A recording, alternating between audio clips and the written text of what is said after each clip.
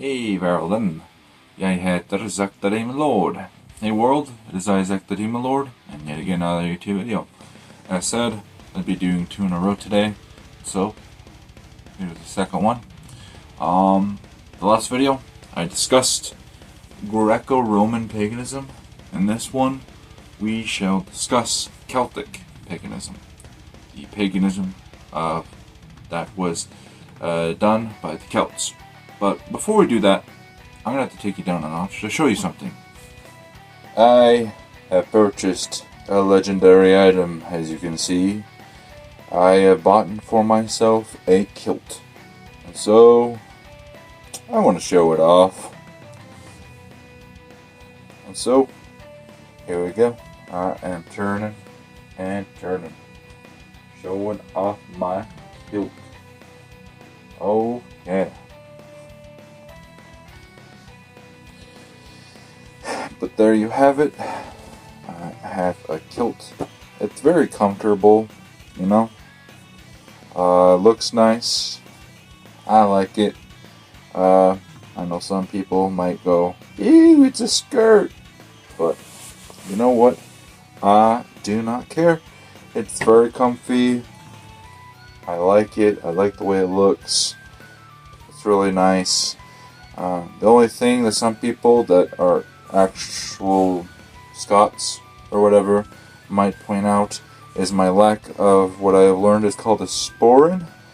Essentially, they usually have a bag, apparently, that hangs around the groin area. But I don't have one of those. Just got the kilt, you know, and kind of prefer it this way, honestly. But yeah. Anyways, that's all. We'll get back into the main content of this video. Gosh, I love my kilt. But yes, now we'll be getting back into the main content of this video. And so, we must first go over this. Just because there's people that are not as knowledgeable about this topic. Who are or were the Celts? Well, currently, the Celts are very, very, very localized, unlike they were in the past. The Celts, the 3 biggest places that are very famous that you'll know off the top of your head include Ireland, Scotland, and Wales. Those 3 are the big 3 that most people are going to know. Some lesser known ones by the general public, though, include the Isle of Manx. It's a little tiny island in between Ireland and Scotland. That's another Celtic area. Cornwall, believe it or not, is a Celtic area. And then there's a part of France called Brittany. This is also a Celtic area. And so, yeah, you have currently 6 places that are remaining very Celtic. That's where this stuff all originates from. But overall, in the past, the Celts were much more extensive and took up a pretty good chunk of Europe. And their history runs along also too oftentimes with the history of a people called the Gauls. But overall, some areas that had also Celtic peoples at one time or another include the northern parts of Portugal and Spain, large swaths of France, as well as the Germanic areas, the southern portions of those areas one time had Celtic peoples in them. However, the mainland Celts have pretty much gone extinct because at some point, because of Roman pushback, They were forced to all flee to what is modernly known as the British or UK Isles, or whatever you want to call that general area. And that's why so many of them are located in the Isles. That's why 5 of the 6 Celtic areas are currently in that sort of area.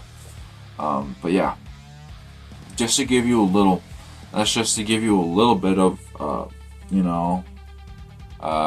information to go off of to understand what I mean when I say Celtic paganism. So yeah, now let's get into it. What you'll find with Celtic paganism is there are an eerie lot of similarities with Norse paganism. However, there's also some differences. Obviously, it's a different thing. The differences are going to mainly be with the magic. I would like to say that Celtic paganism is a lot more magic and nature sort of bound. I don't know if that's the correct word, but its roots are a lot more with magic and a lot more with nature in general than Norse paganism. But yeah, so to start off with, classic me, got a page up on Google, and this one I'll dive into more since we'll all be unfamiliar. We're going to start off with, okay, who do they worship? What are the gods of the Celtic paganism? So let's get into that. I will foremention, though I have dabbled sometimes in the past with the Irish and Scottish Gaelic and with Welsh, I am by no means a speaker of any of those languages, so a lot of these Celtic gods, I will be butchering their names, just forementioning. So the first one it brings up, though, is Brigid, who is apparently the hearth goddess of Ireland. The next god it brings up is, I think this is Cailleach, who is the ruler of winter. Next one it brings up is Cernunnos, the wild god of the forest. Let's see. The next one it brings up is Ceridwen, keeper of the cauldron.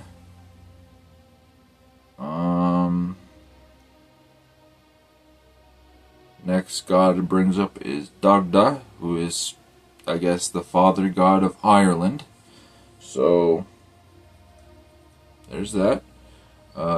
Next one it brings up is Herne, god of the wild hunt.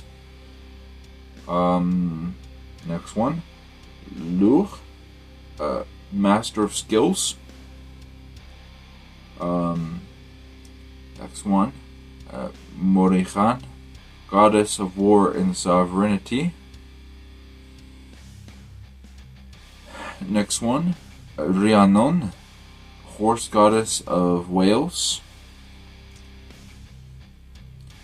The next one brings up in this is Taliesin, chief of the bards. And this is not bringing up any other gods. I don't know if those are the main gods or not. Let's see. Let's see what Google itself brings up. I might add a little bit. Some of these look like actual people, though, which makes it hard. Here, we'll do this. Low chances of this happening, but if you are a Celtic pagan, You tell me your gods. That's how we'll do this. But yeah. So, we can now move into the next bits. So, with Celtic paganism, those are, I guess, some of the various gods they have. Again, this is one you don't hear much about out, at least here in the US. I think your best chances of hearing anything would be if you went to the actual lands. So if you went to Ireland or Scotland or Wales and happened to find a pagan community there, you might be able to learn more. But here in the US, it's a little harder, I think, to find those individuals. I've not come across one, to my knowledge at least. Let's see. Some things I know. So, from what I know, I have heard that some stories in the Celtic mythology are eerily similar. There is a no, in specific, and I heard this with another Norse heathen YouTuber or what have you. His channel, he talked about, I think it was him. He was talking about a story with, and this is a very famous Norse story. There's a story with Balder, where Balder is sort of this god that is the prettiest, most handsome, most desirable male god of them all. And he's so handsome and attractive and desirable that everyone and everything loves him. However, there is only one thing that doesn't like him at all, or doesn't care, for they are quote-unquote too young, and that is the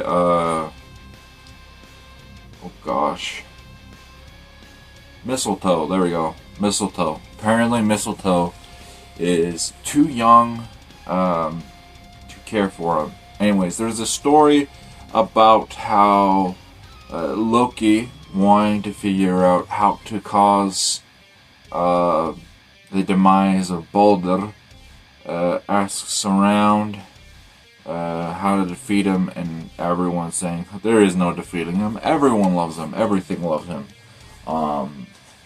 And eventually what happens though is Loki, being a tricky trickster, transforms, and I forgot what animal he transforms into, but gets information from Frigg, who is sort of the mother of the gods, so to say, the wife of Odin, queen of the gods, essentially. And apparently she's kind of like Odin, a very, I wouldn't call it omnipotent, or is that the one where it's all-knowing? I don't know. Anyways, I wouldn't say she's exactly 100% all-knowing, but she knows a lot of stuff. And she does end up letting Loki know, unknowns to her, that is what causes the demise of Balder, or could, is the mistletoe.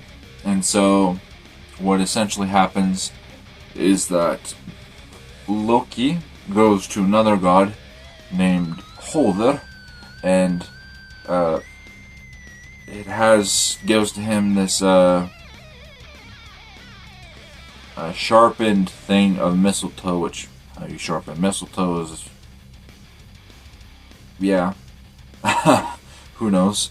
But essentially what ends up happening though is that Holder is this god that is blind. He can't see anything, but somehow has also excellent shot. But Loki basically is like, you want to join in the fun? because one thing that they would do with Balder is to show off his, strength of being invincible and nothing can hurt him or harm him. They would, shoot him, stab him with a knife, slash them with a sword, it would break, and all these other things. But so Loki, invited him to join in with the fun, and so Balder pulls back his bow with this mistletoe, shoots it at Balder, and Balder is pierced and falls down and dies. Anyways, the reason I bring this long story up is I had heard that in the Celtic sort of mythology there is a similar story to this with different gods, of course. I don't remember the names or the exact premise, but there is some sort of similar belief. And look, so that's just to mention that there is some matchup potentially, some things that will be similar, some things that can kind of mutually be understood between them. Now, they are two obviously different forms of paganism, but that is a thing. Let's see. So, beliefs, practices. As said, they are a lot more naturalistic, a lot more magic based. They like to perform a lot more rituals outside. That isn't to say that they're going to be the crazy stereotype of dancing around a fire naked in the woods, but they, might have some dances. They might be outside, enjoying nature, enjoying a fire or something. One thing I do know is Celtic knotwork is very important to them. And Celtic knotwork is often very, I feel like, because there's also Norse knotwork too, and I feel like sometimes they kind of merge. I don't know if one came from the other or not, but there is a lot of merging there, like even sort of with my triple horn, there's definitely some knotwork-esque stuff, and so that just goes to show how important that stuff is in both. Let's see what else. As far as the magic goes, there are individuals with the Celtic heathen, or Celtic paganism, or heathenry, or whatever you want to call it, that do end up becoming some form of druid. What that all entails is unknown to me, but I would imagine they perform a lot of magic, and so there's kind of, I guess, probably a tier thing with their magic where you kind of become a priest sort of class, because I was reading stuff about priests and priestesses, so it's probably something like that, where the more you know, the more recognized you are with your abilities and skills. But yeah. What else? I don't know, source-wise, what they would read. I would assume they have some sort of mythology text, or maybe like little fairy tale storybooks or something like that to help you understand. I do think, don't quote me because I don't know, but I do think that where it is, at least in my mind, it would be like, I have a similar thing too with the Norse heathenry paganism, where there is a belief in other types of beings, like maybe they believe in gnomes or things like that, some sort of magical creatures and beings. Because I know with the Norse heathenry, there are elves and dwarves and dragons and giants and these other beings, trolls, and so I would want to say that they would have a similar thing going on. But yeah. We went over gods, similar things with the Norse paganism, not work, other creatures. I don't know what their life and death situation is like either. I would say though that is probably fairly similar. Maybe there's different possibilities and routes that could happen. An underworld and some other different possibilities for maybe certain deeds or certain valors or something. I don't know if they have a situation like with the Norse paganism. I don't know how much. I think I went into depth with it a little bit, but I don't know how much. If they have a sort of Norns situation, because with Norse paganism there are the three Norns, who represent past, present, and future, or becoming, as it literally is. And they're the writers of fate. I don't know if they have a fate sort of idea or not. But yeah, we're similar. They might. Yeah, I don't know what else to say. Besides, it's interesting. I do want to learn more about it. This is again a 101 to share what I know and my stipulations. But yeah, if you enjoyed the video, give it a like, share, subscribe, all that jazz, and yeah, we'll see you in the next one. And until then, hey-do.